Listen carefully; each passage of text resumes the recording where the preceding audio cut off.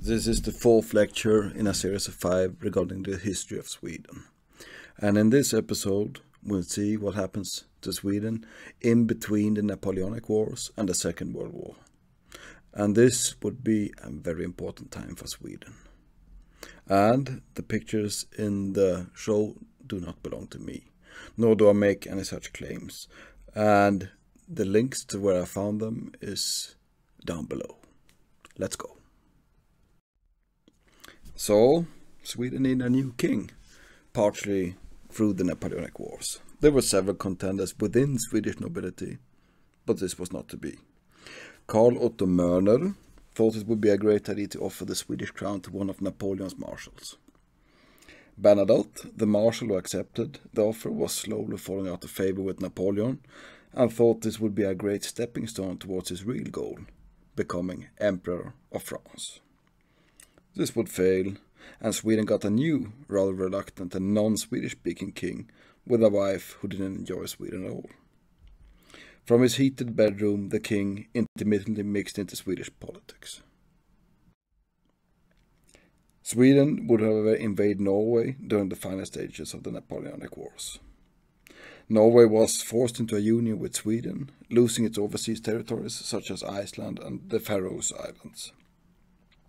The union was, however, not truly complete. The new king saw himself as king of 2 separate kingdoms, but there was no secret which one was more important. This happened just after Norway declared independence from the Danish after several hundred years of Danish rule. The new king brought a new era to Sweden. There would be no more wars with Russia, nor would there be more wars in Europe. Sweden had to be modernized. It was, like always, falling behind. Thus, industry was emphasized and the industrial revolution slowly gained traction in Sweden. Nobility of old started to lose importance, with burghers being the engine which drove development further. More and more Swedes left the countryside to reside in cities, especially where there were factories like the textile mills of Norrköping. But it was not all new. Older industries such as wood and iron industries were rapidly modernizing. Of special importance was the mining industry. Swedish ore was becoming truly a product destined for the world. Steam power came to Sweden, but since Sweden already had ample of supplies of watermills, the effect was less obvious than it was in, for example, England. In the latter part of the 19th century, the Industrial Revolution really started to gain traction in Sweden, and it isn't until then that the Swedish society is really transformed, quite a lot later than in Germany and England. Of special importance was the new steel-making processes. Once converters from pig iron to steel were available even for high phosphor ore, Sweden was really starting to gain speed.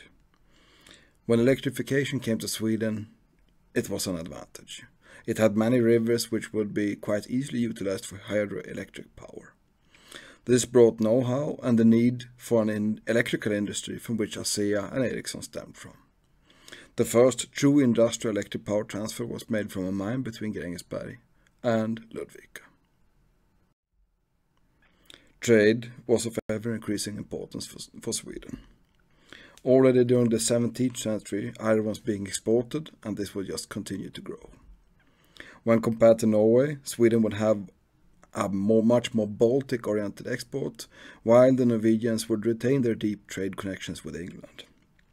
This is a combination with an ever-increasing scientific German hegemony.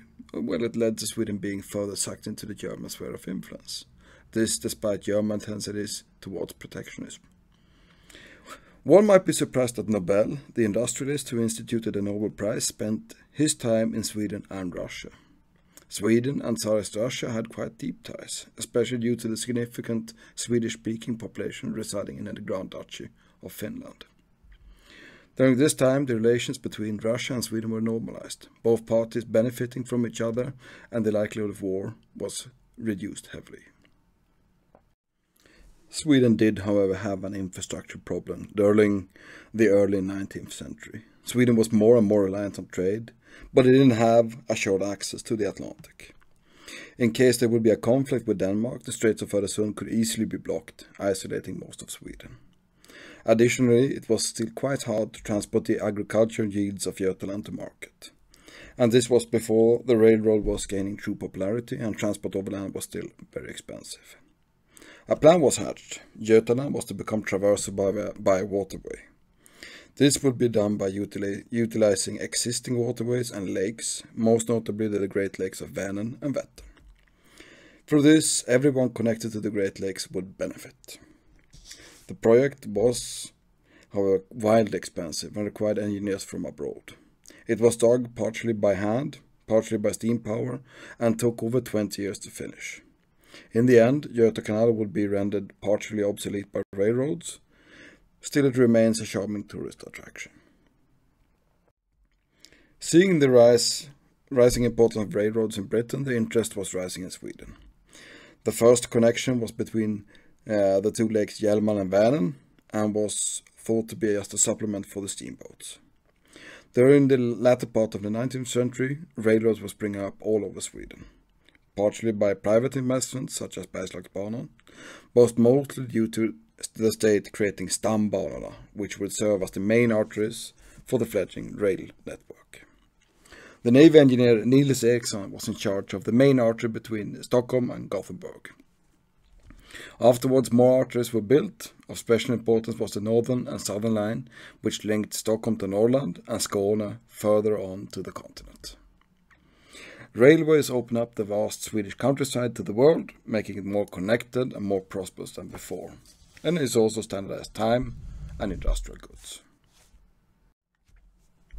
Now that it was possible to transport goods over large distances for a fraction of the previous cost, Norrland was no longer an obscure part of Sweden, but rather the frontier, much like the Wild West. There had previously been settlements, especially along the coast, but now there was very much renewed interest. The woodlands were enormous. The rivers could be used for hydroelectric power. The mountains were full of ore, and now all of this could be transported using railways.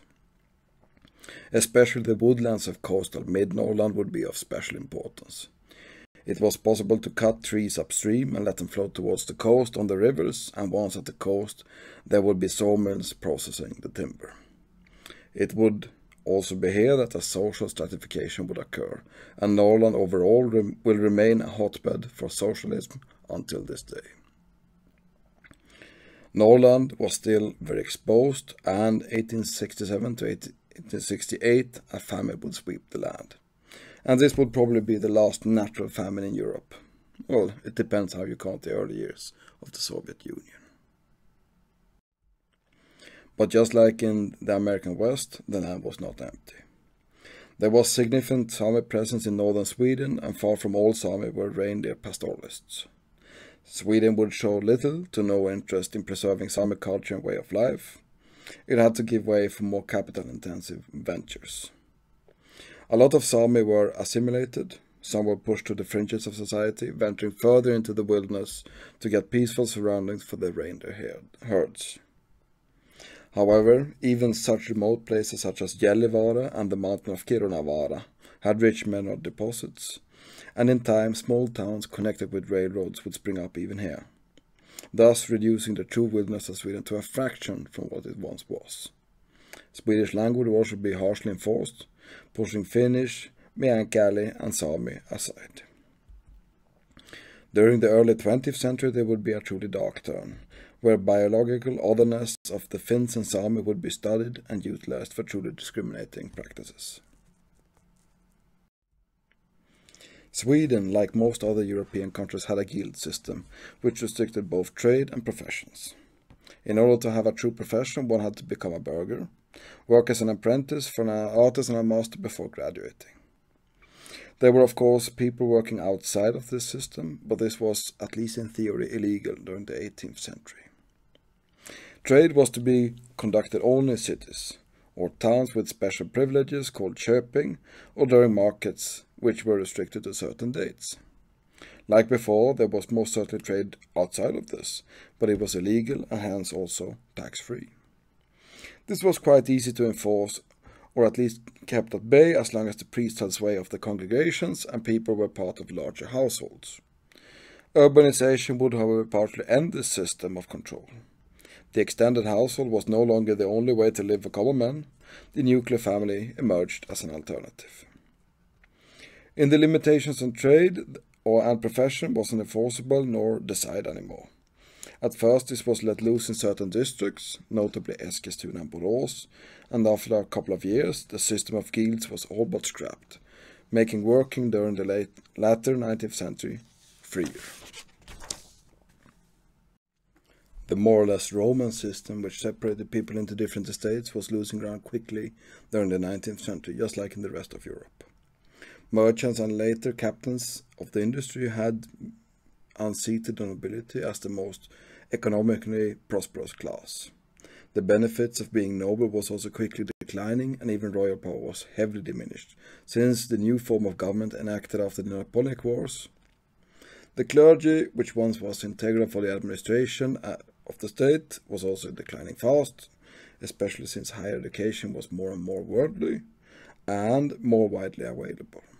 More tellingly, Sweden really started to have religious freedom, with the Catholic and Jewish congregations practicing the faith openly. Once trade and profession was let free, the benefits of being burgher was no longer viable. The system was scrapped and all men became equal, at least on paper. Thus, the Parliamentary of Estates voted for its own dissolution in 1865, and Sweden got a two-chamber parliament. Suffrage was far from universal, and the second chamber was also rather restricted. Sweden would keep a two-chamber system until 1974. Sweden also introduced compulsory schooling. This didn't mean a huge jump in literacy, since the parishes previously had an obligation to educate children, but without a proper school and with a curriculum based on the Catechism of Luther. In time, secondary schooling would emerge, but this was only available to children who had passed through another type of school than the regular people's school. Urbanization, the news of the French Revolution, and ideas from the continent, and general despair took socialism to Sweden. Radical socialism, seeking to completely overthrow the society, would not really become popular in Sweden. Instead, social democracy would become the leader. Partially connected to this was a movement against excessive drinking and a counter-movement against secularism. Social democracy was still socialism, but it wanted to change society gradually and from within using parliamentary methods. The rise of social democracy was however hampered due to the economic limitations put on suffrage. In time, the Social Democratic Party would emerge as the leader for most workers in the late 19th and early 20th century. Due to the dominance of the Social Democratic Party, the communists were kept at bay in Sweden, and this is one of the reasons why the Social Democratic Party was accepted by their opponents. The 19th century and the 20th century before the Second World War would become a time for emigration from Sweden. By far the biggest recipient would be America. There were manufacturers. During the 19th century, the rather rigid class structure and the strict Lutheran standards pushed. So did a lack of land, economic hardship, and general contempt for the working class from the upper classes. If it wasn't for Norrland and Finnmarken, most probably the international immigration would have been way bigger than it was. America had serious pull, especially the Homestead Act was very promising to most rural Swedes. Emigration to America started to gain traction during the 1840s and would quickly increase, reaching a peak somewhere between 1870 and 1895. This and latter waves was different from early waves due to being partially consistent of single men and women, not entire households leaving for America. Swedish emigration would be mostly aimed towards the northern part of the prairie and Chicago. Especially Minnesota would be a popular destination. America wouldn't be the sole destination, but it would be the by far biggest one. Culturally, the immigrants who left for Jerusalem would become famous, but their numbers were small. Immigration from Sweden was massive. Over 1 million people left. This led to a crisis since the laborers couldn't vote for parliament. They could just vote with their feet, just like the plebs had done in Roman times. The looming crisis was averted by caving into demands for the common people, paving way for social democracy.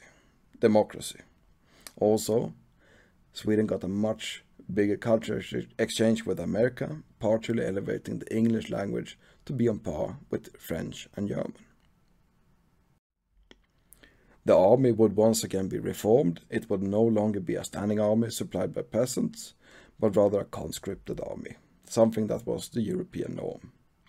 This way, the army could be greatly expanded, but it also relied more heavily on its support among the general populace. In a way, the army was one of the great democratizers of Sweden.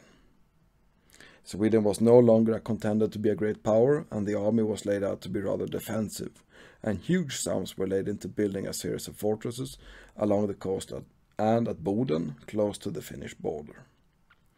And when it came to technology, it would also be rather limited, having few modern weapons and relying heavily upon personal weapons. It would somewhat be modernized before the outbreak of the Great War. Even if the union with Norway was rather loose, it was still a blemish for Norway. In the end, the union was dissolved after Norway threatened with war. This way, Norway got its own royalty and the right to exercise their own foreign policy, and in a way, this turned Norway westwards. Once the Great War broke out, Sweden wasn't really prepared. Luckily, there was limited interest in Sweden during the war. The upper classes of Sweden were quite clearly supportive of Germany, especially the royalty, sometimes even wishing to enter the war. This also had deeper cultural ties, and one of the reasons was that Russia was an opponent to Germany, and the idea of liberating Finland was still an active dream. However, the socialists opposed war and was rather on the English side. Early during the war, there was a crisis regarding military spending. The king was clearly supportive for high military spending, and when Parliament opposed this, a peasant march towards Stockholm was orchestrated in support of the king. This was partly seen as a tacit threat of a coup, and in the wake the king was barred from political life, theoretically becoming a symbolic figurehead. During the war, Swedish military technology was rather stagnant, whilst it rapidly changed on the continent. Food became scarce in Sweden during the latter part of the war. The Allies had a blockade on exports, and Swedish ships suffered losses to German U-boats.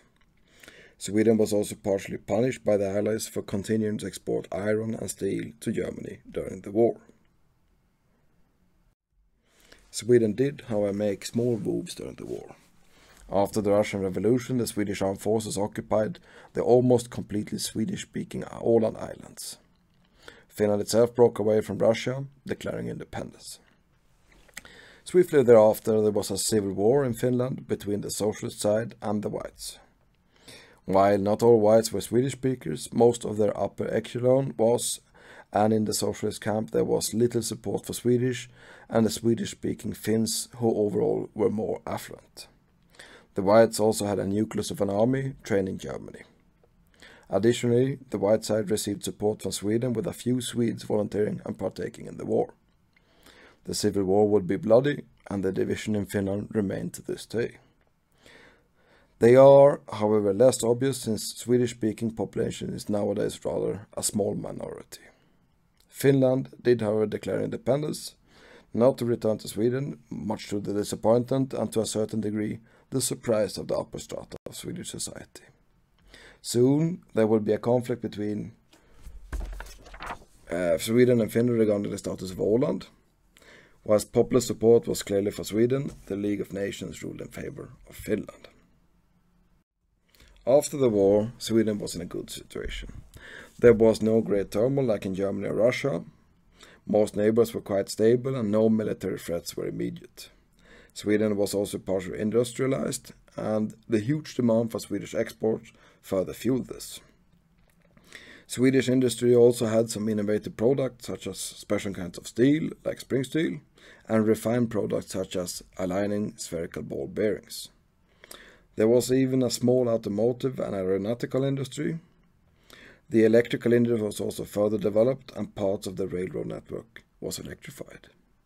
Sweden wasn't badly affected by the Great Depression, even though certain Swedish industrials were hit hard personally. Most well known of these were Ivar Kreuger. Sweden had money to spare. Socialism was looming just over the Baltic horizon. Exactly why social democracy would become so popular in the Nordic countries is a topic of debate.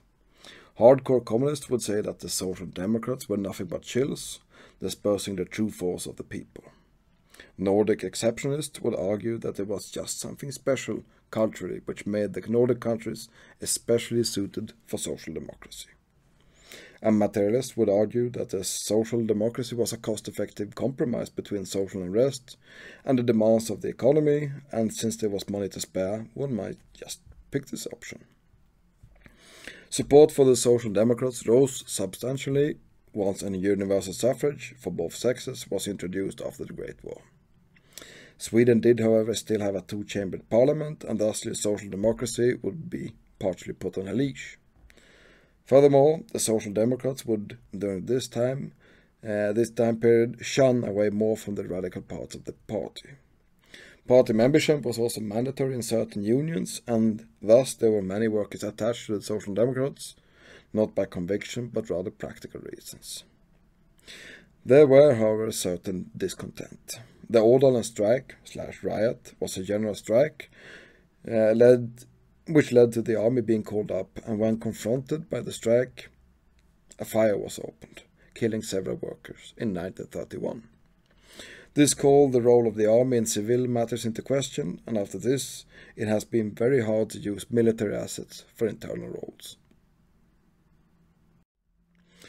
The Social Democrats were pushing for a new society, something akin to the Great Society in America, but way more intrusive and encompassing. This was called Folkhemmet, a home for the Swedish people. Here, the populace would be sheltered and taken care of from cradle to grave. Economic support was given to parents, pensions were comparatively high, and there was universal healthcare and disability pensions. Secondary education was offered to more and more people, and conservative social norms were slowly dissolving. This all sounded very nice and dandy, and for most people it truly was. However, the system was in its core quite a totalitarian system, even though the Swedish model was way more appealing than the German one. In fact, the Nordic countries were partially served as propaganda pieces for the more nefarious totalitarian regimes. This was mostly unfair. There were no pogroms in Sweden, and political freedoms were quite high, but the minorities who were considered outside of society, they were treated badly. Sweden was rather open about wanting to use eugenics to improve the people, and once a person was considered unwanted by society, there were firstly intrusive measures to correct this behavior.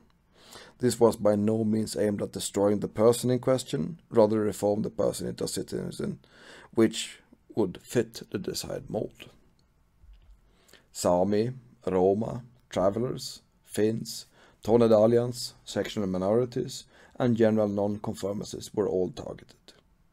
Luckily, no one was directly killed by the state, but forced sterilization, abduction of children, and admissions to psychiatric wards were quite common during the interwar era. Well, does this mean that the Swedish society was especially racist or discriminatory? Most probably not, but there was a historic willingness to give the state far-reaching powers in the name of the common good. And this willingness is still a factor in modern-day Swedish politics. Many thanks for watching this lecture. If you enjoyed it, you may very well spread it along. In the next part, we'll have a look into Sweden until the end of the 90s. Until next time.